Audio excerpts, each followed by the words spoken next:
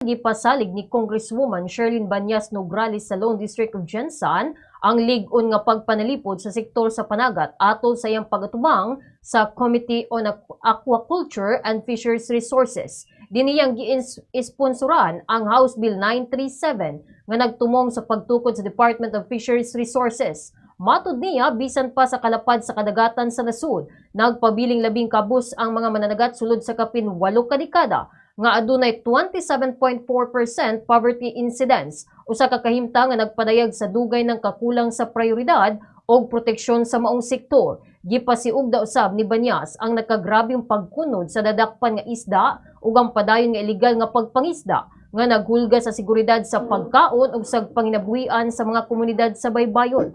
Sumala niini nga ang pagtukod sa usa ka bulag nga departamento dili pagpadako sa barubakasya, kundili usa ka estratehikong lakang aron matutukan ang paglambo sa sektor sa pangisda ug pagsaka kahimtang sa mga mananagat. Nanawagan usab ang kongresista og lig-on nga suporta aron masiguro ang malungtarong kauswagan sa Jensan ug tibuok nasud.